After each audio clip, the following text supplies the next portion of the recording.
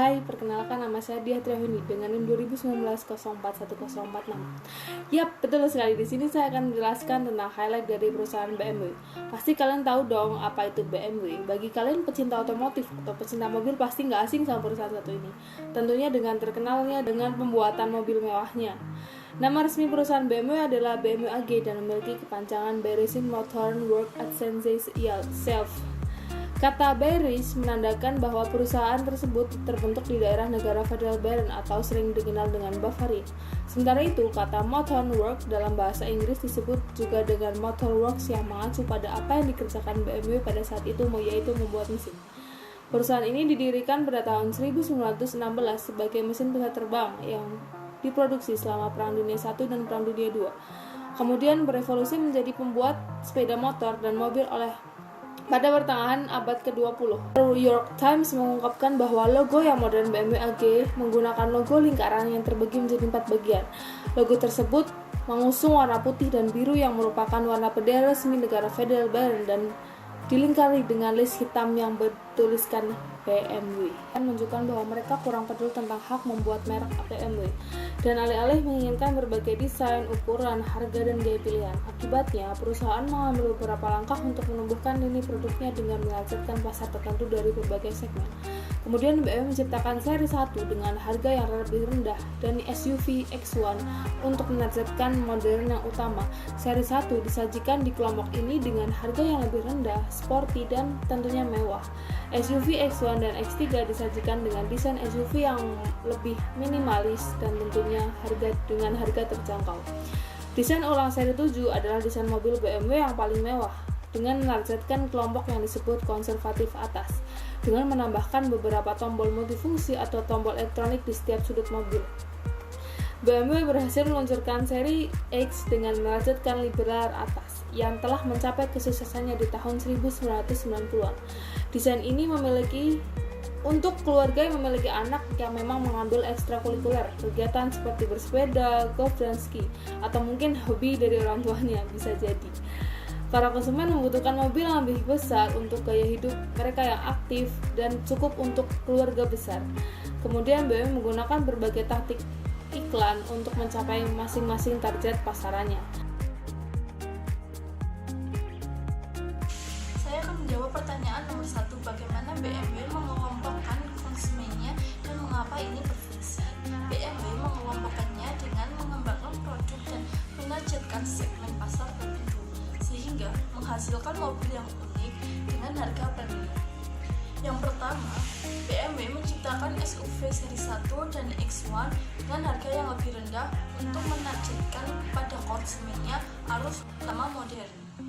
Yang kedua, BMW mendesain ulang seri 7 merupakan mobil yang paling mewah untuk menargetkan kepada konsumennya konservatif atas. Yang ketiga, BMW berhasil mengeluarkan seri ke-10 dengan menargetkan kaum liberal kelas atas. BMW juga memperkenalkan mobil convertible dan roadster untuk menargetkan postmodern. Mengapa ini berfungsi?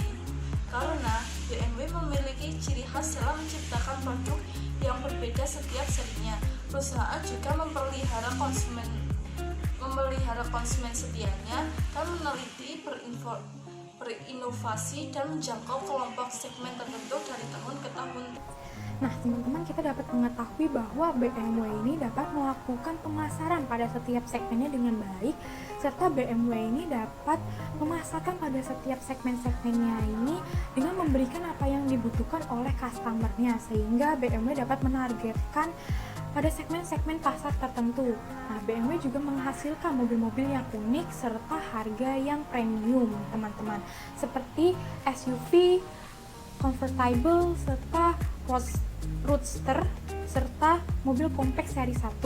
Nah, BMW juga melakukan desain ulang terhadap mobil seri 3, seri 5, serta seri 7.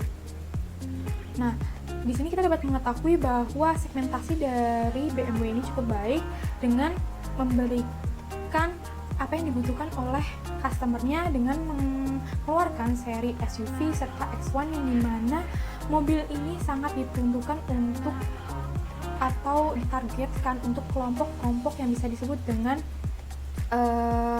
modern mainstream, yang dimana orang-orangnya ini berfokus kepada keluarga dan aktif, serta dahulunya itu menjauhi karena harga-harga yang premium ini. Serta dari seri ketujuh ini BMW menargetkan pada kelompok yang bisa disebut dengan hyper konservatif, yang dimana orang-orangnya ini tradisional yang tidak terlalu menyukai atau tidak menyukai dengan mobil yang sporty, sehingga BMW ini menambahkan kesan kemewahan, luxury, dan